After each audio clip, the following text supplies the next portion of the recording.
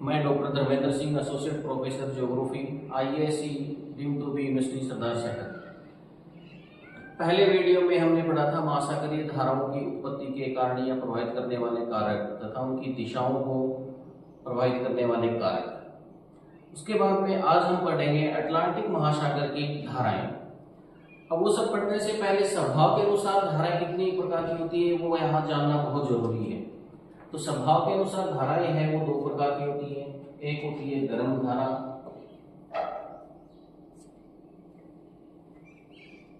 एक होती है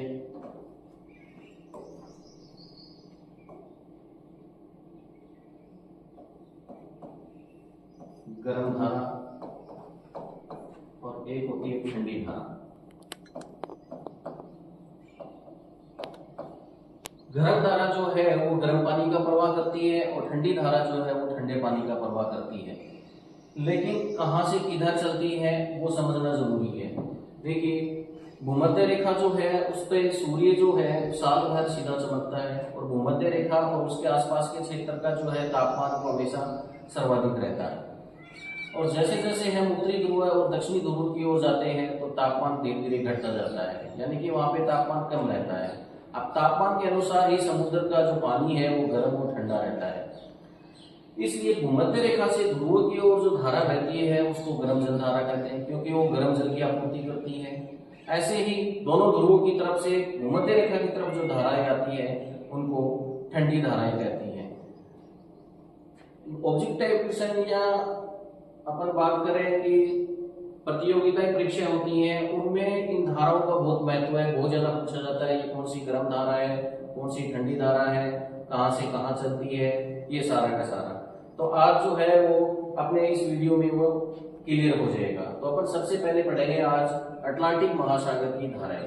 अब सबसे पहले जानना जरूरी है अटलांटिक महासागर कौन सा है। तो अटलांटिक महासागर जो है उत्तरी अमेरिका, दक्षिणी अमेरिका, अफ्रीका, यूरोप और ग्रीनलैंड के बीच में जो सागर महासागर है उसको अटलांटिक महासागर कहते हैं। अंध महासागर के नाम से भी जाना जाता है। इसकी आकृति देखने पर एस आकार की होती है। अब इसमें बहने वाली धाराएं, इससे पहले अपने पढ़ा था धाराओं को प्रभावित करने वाले कारक। तो सबसे पहले पृथ्वी का घूर्णन गति पड़ी थी। अब घूर्णन गति की वजह से जो है भूमध्य रेखा पर धारा चलती है। ये आपकी जो है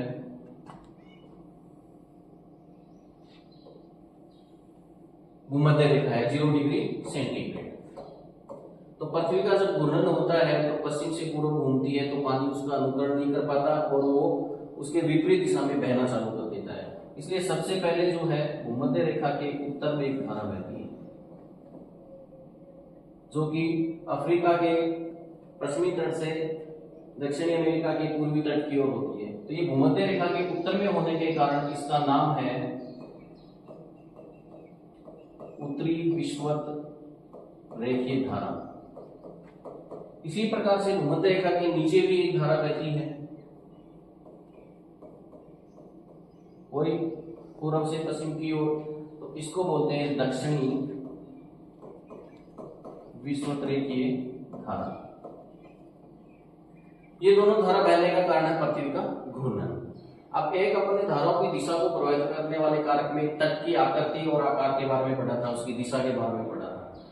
तो ये जो धारा है उत्तरी विषुवत रेखीय धारा है वो यहाँ टकरा करके एक भाग उत्तर की ओर निकल जाता है, एक भाग यहाँ से वापस घूम जाता है। ये घूमने के कारण ये है कि जब दो धाराएं इस तरफ से चलती हैं तो यहाँ जलतल में कमी आ जाती है। इसकी पूर्ति करने के लिए एक धारा जो है वो इन दोनों के बीच में पश्चिम से पूर्व की ओर बहती है, जिसको बोलते हैं प्रति विषुवत रेखीय धारा।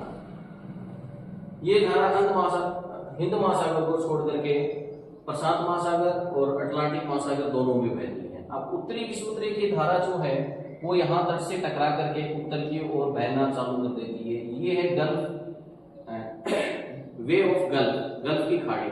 गल्फ की खाड़ी का अनुकरण करते करते चलती है और यहाँ पे इसकी गति बढ़ जाती है, जिसके कारण इसको बोलते हैं गल्फ स्ट्रीम।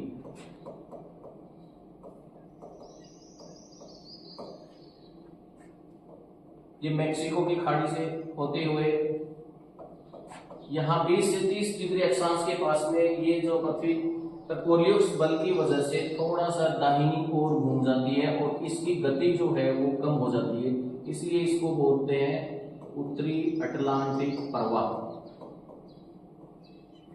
और ये आगे जाकर के इंग्लैंड के द्वीप के पास से होते हुए नॉर्वे के तट पे जाकर के टकराती है। अब इसका यूरोप के लिए बहुत महत्व है, क्योंकि ये गर्म पानी की सप्लाई करती है, तो यहाँ का जो क्लाइमेट है उसको गर्म कर देती है। और यूरोप का तट जो कि सर्दियों में जम जाना चाहिए था, लेकिन इस धारा की वजह से जम नहीं पाता और यूरोप के तापमान में वृद्धि कर देता है, इसलिए इसको यूरोप के कंबल के नाम से भी जानते हैं।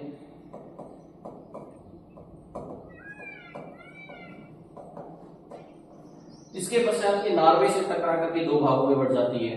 एक भाग जो है इसका नॉर्वे के उत्तर की ओर निकल जाता है, जिसे बोलते हैं नॉर्वे की धारा। एक भाग नीचे की ओर घूम जाता है, जो कि भूमध्य सागर से होते हुए आता है, इसको बोलते हैं केनारी की धारा। क्योंकि ये एक ठंडी धारा है, क्योंकि ये उत्तर से भूमध्य रेखा की ओर आ रही है, बाकी ये पूरी की पूरी गर्म जल धारा थी, और ये आकर के वापस उत्तरी विषुवत की धारा में मिल जाती है।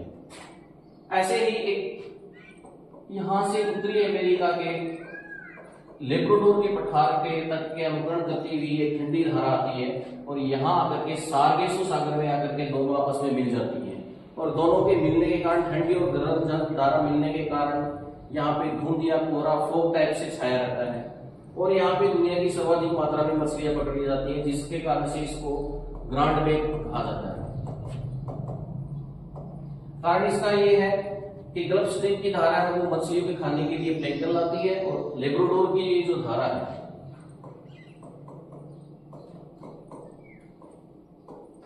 ये भरपूर मात्रा में मछलियां अपने साथ बहा करके लाती है, जिसके कारण पे यहाँ पे सर्वाधिक मात्रा में मछलियां पकड़ी जाती है। इसी तरह ग्रीनलैंड के एक पूर्वी भाग से धारा आती है, जिसको बोलते हैं पूर्वी ग्रीनलैंड की धारा। ये आकर के यहाँ पे दोनों आपस में मिल जाती है, वही स्थिति यहाँ पे पैदा हो जाती है, इसलिए यहाँ पे भी प्रचुर मात्रा में मछलियां पकड़ी जाती हैं, जिसके कारण इसको बोलते हैं डागर बैंक।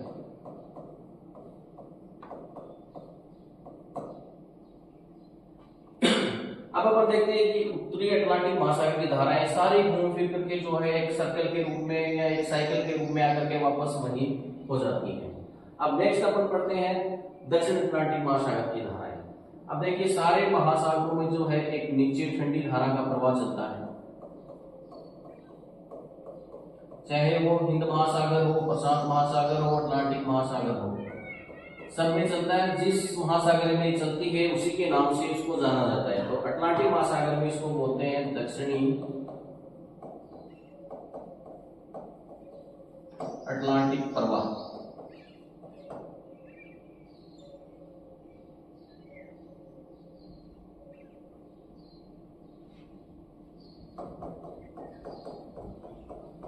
और यहां जाकर के ये अफ्रीका के दक्षिणी अफ्रीका तट के पास में टकराती है। टकराने की वजह से एक भाग तो सीधा आगे निकल जाता है और एक भाग जो है वो उत्तर की ओर घूम जाता है, जिसको बोलते हैं बेंगुला की धारा। ये गिनी तट के पास भी इधर जाती है, तो गिनी के नाम से भी इसको पहचान देते हैं। अब ये जो दक्षिणी विषुवत की धारा है ये ब्राजील के नुकीले भाग से टकरा करके नीचे की ओर चलना प्रारंभ कर देती है, जिसको जानते हैं ब्राजील की धारा के नाम से। और ये आगे बढ़ते हुए यहाँ पे जो है फॉकलैंड नाम से एक द्वीप पाया जाता है। इस द्वीप से यहाँ आकर के टकराती है। टकराने की वजह से दो भागों में विभाजित हो जाती है। एक हो जाती है फॉकलैंड की धारा और एक ब्राजील के नाम से। तो दक्षिण अटलांटिक महासागर में भी एक सर्कल बन जाता है, पूरा फ्लो बन जाता है पानी का, जिससे समुद्र का तल जो है वो हमेशा बराबर रहता है। इसी प्रकार नेक्स्ट वीडियो में अपन पढ़ेंगे प्रशांत महासागर की धाराएं।